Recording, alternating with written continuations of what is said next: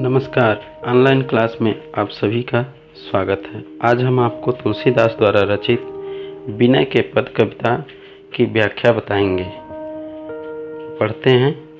ऐसे को उदार जग माही, बिनु सेवा जो द्रवें दीन पर, राम सरिस को नाही। जो गति जोग विराग जतन कर, नहीं पावत मुनि जानी। सो गति देत गीध सबरी कहूँ, प्रभु न बहुत जिय जानी। जो संपत्ति 10 शीस अरप कर, रावण सिंह पहली नी। सो संपदा विभीषण कह, अति सकुच सहित प्रभु दीनी। तुलसीदास सब भांति सकल सुख, जो चाहस मन में रो। तो भज राम काम सब पूरन करें, कृपा निधि तेरो। प्रस्तुत कविता में तुलसीदास जी ने राम के महिमा का गुणगान किया है कि किस तरह से वह अपने भक्तों पर बिना कुछ लिए ही दया करते हैं। वो लिखते हैं, ऐसे को उदार जग माही। ऐसे को माने ऐसा कौन है, उदार दयालु हृदय वाला।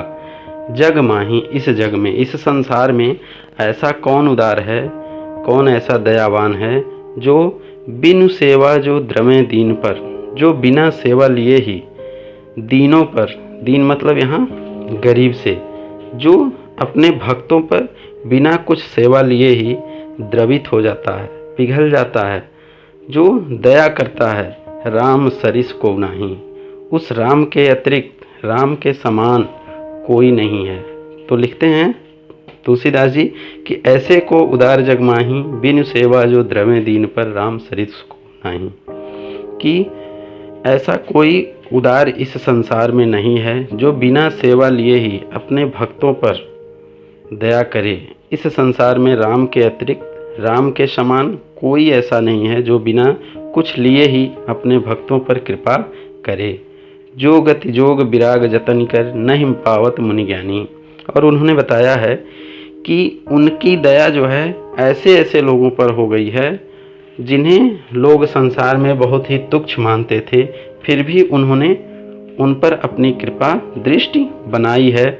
और कहते हैं कि जो गति जोग विराग जतन कर, कि जिस गति को, जिस सम्मान को जोग, जोग मतलब योग साधना, और विराग वैराग्य करके, यतन कर, जतन मतलब यत्न करके भी, नहीं पावत मुनि ज्ञानी, कि प्रयत्न करने पर भी मुनि और ज्ञानियों के लिए दुर्लभ है, ऐसे गति को उन्होंने लोगों को दे दिया है।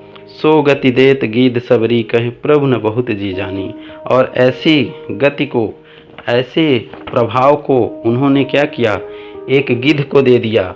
और गिद्ध कौन था? एक जटायु नाम का पक्षी था, जो सीता से सीता को जब रावण हर के ले जा रहा था, तो उस समय उसने रावण से युद्ध किया था और रावण ने उसको घायल कर दिया था। फिर जो है राम सीता जी को खोजते हुए जब जा रहे थे, तो उन्होंने जटायु को देखा और उसको मुक्ति प्रदान की। उसी तरह से सबरी है, सबरी भी एक भील जाति की महिला थी, जो राम की प्रतीक्षा में वन में बैठी हुई थी, और राम उसको जाते हैं, उसके जूठे बेर खाते हैं, उसको भी उन्होंने मुक्ति प्रदान की। तो यहाँ तुलसीदास ने लिखा है कि सो गति देत गीध सबरी कह, प्रभु न बहुत जिय जानी। कि उस गति को, किस गति को, किसको? जो ज्ञानियों और मुनियों के लिए अत्यंत दुर्लभ है, जो बहुत ही प्रयत्न करने पर भी प्राप्त नहीं होता है, ऐसे गति को उन्होंने गिद्ध और सबरी को प्रदान किया। और प्रभु न बहुत जिय जानी, और ऐसा करके भी उन्होंने ऐसा नहीं सोचा कि मैंने बहुत कुछ कर दिया है। सो संपत्ति 10 शीस अरप कर, रावण शिव पहलीनी। और जिस संपत्ति को रावण ने शिव भगवान को 10 शीस काट काट कर अर्पण कर करके जिसको प्राप्त किया था, ऐसी संपत्ति को सो संपदा विभीषण कह, अति सकुच सहित प्रभु दीनी। उस संपत्ति को, उस संपदा को उन्होंने क्या किया, विभीषण को दे दिया। और वह भी ऐसे दिया कि अत्यंत संकोच करते हुए, कि मैं बहुत कुछ नहीं दे रहा हूँ, बल्कि बहुत अति सकुच सहित प्रभु दीनी। उनके मन में बहुत सकुच संदेह था कि उन्होंने यह सब जो कर रहे हैं, विभीषण को जो वो संपत्ति दे रहे हैं, तो विभीषण ने जो उनके साथ उपकार किया था उसके बदले में उन्होंने उनको बहुत ज़्यादा नहीं दे रहे हैं, बल्कि बहुत ही ये थोड़ा है, इसलिए वो अपने मन में संकोच कर रहे हैं। तुलसीदास सब भांति सकल सुख जो चाहस मन में रो।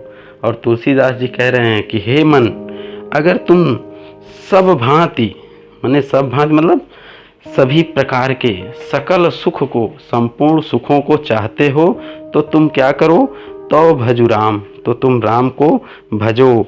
काम सब पूरन कर कृपा निधि तेरो। और वही कृपा निधान है जो तुम्हारे सभी कार्यों को पूर्ण कर सकते हैं। उसके अतिरिक्त और कोई इस संसार में नहीं है जो तुम्हारे इस कार्य को पूरा कर सके, तुमको संपूर्ण सुख प्रदान कर सके। तो यहाँ पर उन्होंने, तुलसीदास जी ने राम की महिमा का गुणगान किया है कि किस तरह से वह अपने भक्तों पर कृपा करते हैं, और ऐसी कृपा करते हैं उसके बदले में वो उनसे कुछ लेते नहीं हैं, बल्कि ना करते हुए भी सब कुछ उनको प्रदान करते हैं।